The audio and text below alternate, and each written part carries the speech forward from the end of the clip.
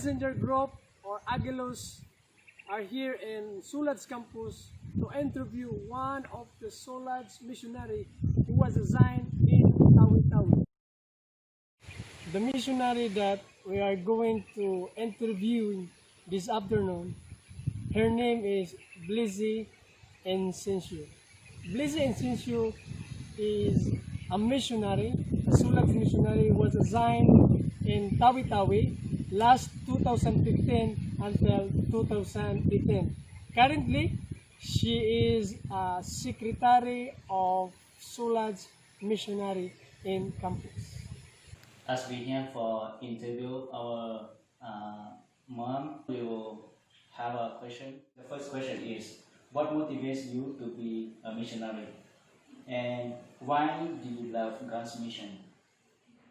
Thank you so much for your question, Brother Damian. Thank you also for having me in this interview. So the first question was, what motivates you to be a missionary? Back then, when I was still in second year college, that was like year 2010, I really wanted to become a missionary. Why? Because I felt that God saved me. God saved me from a dark past. God saved me from the world, and I wanted to offer my life to Him in full service. And so I really wanted to become a full-time missionary when I was still second year college, but my mother wanted me to finish my studies first before I go to a full-time missionary work. But really the greatest motivation is God saved me. And I felt like there's this one song, like the line goes like this: I wonder, have I done my best for Jesus, because He has done so much for me. So I think that's my motivation, a heart that overflows with thanksgiving, gratitude to God for His saving grace towards me, and that's why I wanted to commit myself in His work. And then the second part is, why do you love God's mission? So why I love God's mission? Because I love God. I love God's mission because it's His calling. I felt that it is His calling for me. So that's why I love the mission that He assigned each of us to do. Second question, Ma'am Blessy, is what is the most amazing and unforgettable moment that you have been experienced in that or from that particular ministry? Have you also experienced like God's intervention or amazing miracle during that time? Miracles and interventions and unforgettable experiences. Actually, there's a lot. And I have read in a passage from Ellen White that the greatest miracle is a changed life. During that 3-year experience in being a missionary in Tawi-Tawi, I have seen transformation. One miracle after another, a transformation in the lives of the people, but most especially a transformation in my life. And I guess that's the greatest miracle that I experienced there. Because as a short background, during my childhood days, I was raised in a family that is, let's say, a bit fortunate, because I lived a life of ease. Like, dili ko patrabahoon, kanang hay lang gyud kung sa mata sa mga tao ba nga natin.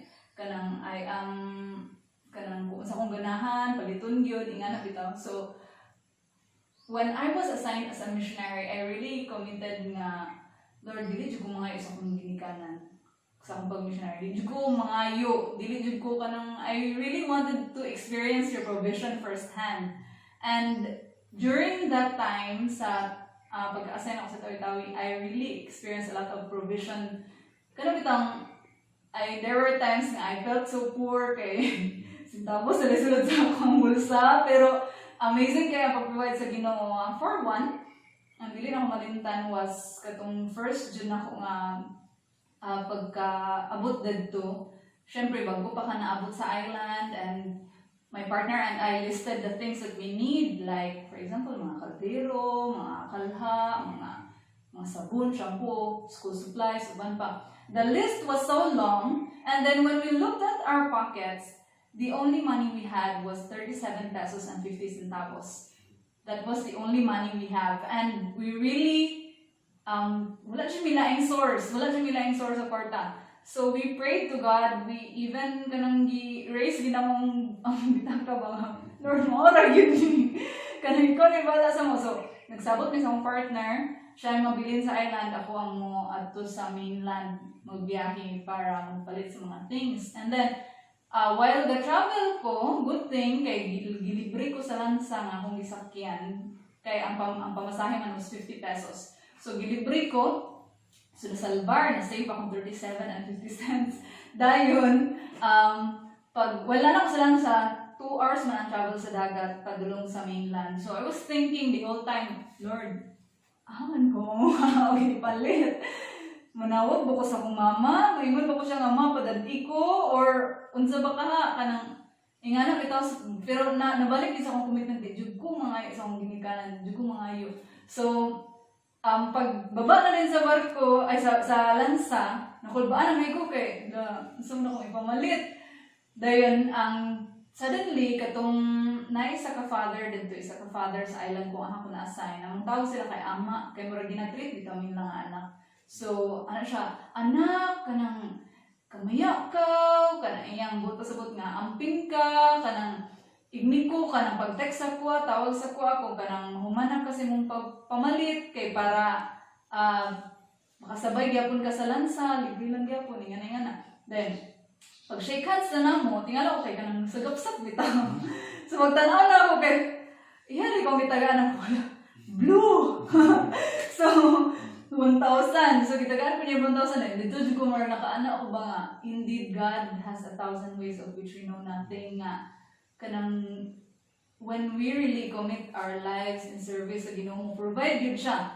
That and many other provision stories ang ako adyong na experience yun ako first hand ba nga, ang Ginoo kanang provide yun siya. Bisan sa tubig, kaya dito wala may tubig, ulan, lagi may magsalig. Na mag-pray mi, Lord, ulan, ginunta. Grabe jud, just in time, ulan gyud. Grabe jud ang kanang pag-provide sa Ginoo nga na-feel ginako ba nga ang iyang presence nga as if tapad lang bitaw may gakuyog lang mi ba sa anang journey. And then another thing that another transformation is kaning gift of manual labor. Manual labor, as I said earlier, naanad ko sa amua, wala kayo ginatrabaho, kaya kumaniglig ako gamay, yung gusto mong lulang, ayaw, kanang lingkod lang nito, pagtuon lang, yan, arabitang. But there, kinahanglan ko makatuon o unsaon pagpangahoy, pang sugnod, no, pag kanang sa tanan no, even kanang mga simple nga carpentry jobs or mga kanang basta tanan mga practical labor, gardening, dito pa ko nakatuon nga ay nganiyon ay pagtanom nga na so kanang that was really kanang transformative education experience for me. Nakatuon ko og trabaho na value na ko ang dignity of labor bitaw nga mas nitaas jud akong panglantaw sa mga tawo bitaw nga kanang who really work hard to earn their living. So, dito dyan na na-appreciate, even ang pagpangisda, nakatry ko, sumurag, kalisod ba riyan ni? Sumurag. So, it was katujud nga time, I think, kana dyan duha, ang provision sa Ginoo o the beauty of, and the dignity of labor, ang bilit na kumalimutan. How is your post experience of being God's missionary? And would that be encouragement to us? And to our fellow believers in Christ? So, post-experience of being a missionary, I can't remember stopping from being a missionary, because once a missionary, you're always a missionary. Once a sulads, you're always a sulads. So, wherever you go, you become a missionary. But as far as my term in Tawi-Tawi is concerned, when I ended a 3-year term in Tawi-Tawi, my life as a whole was changed. It was really changed. As what I've said in the previous question, sa mga miracles na akong na-experience ito, after being a missionary in Tawi-Tawi, I realized a lot of things. First, when God promised He will be with us, when He commanded nga, go ye therefore, nga na, when he promised, I will be with you, tinuod yun siya. As in, tinuod yun siya. Kanang nabati yun ako personally, nga naagid ihang presence, naagid ang ihang protection sa kadaghan nga time nga na-deliver me from danger, kay especially nga Muslim na siya nga community. Daghan jud og times nga hapit mi maghirahan, nga na hapit mi sa kaagpirata sa among bangka, nga dautan mi, nga atubang sa mga halas, uban pa. Naa jud ang presence sa Ginoo, no? In His provision, everything, naa gid siya. So that's first.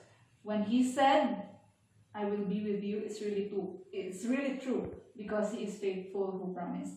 And then second,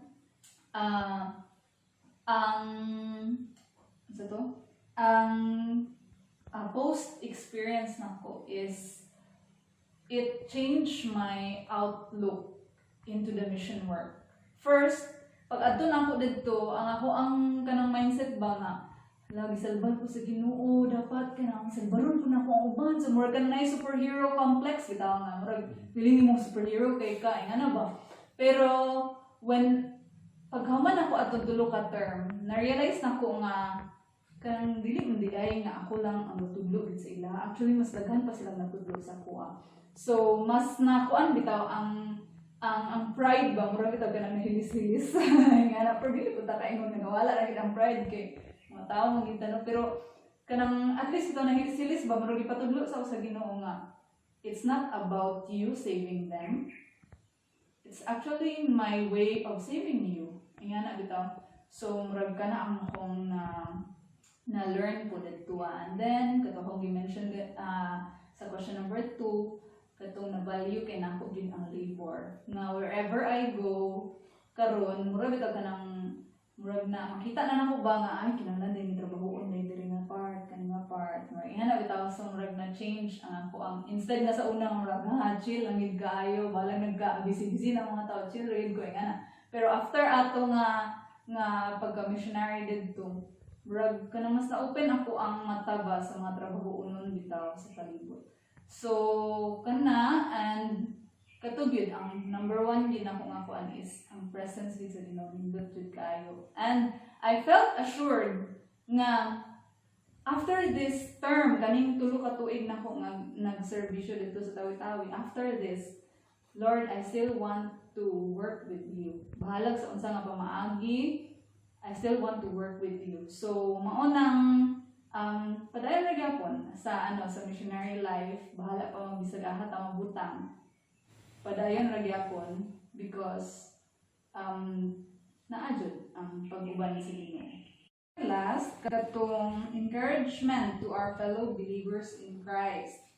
So I guess ang saad na sa Ginoo nga ug ang iyang komando ug iyang saad nga go ye therefore, I think it's for all. No nga, it's for all. It's not just for a selected few. It's not just for the pastors. It's not just for the laymen. It's not just for the missionaries. I think it's for all. So, ang ako lang encouragement is go. Just go. God will surely be with you. God will surely be with you. He promised and He is faithful who promised. Or not siya. Thank you so much, Ma'am, for your time. We learned a lot from your experience, that it's very challenging, but God's assurance is always there to those who are faithfully served in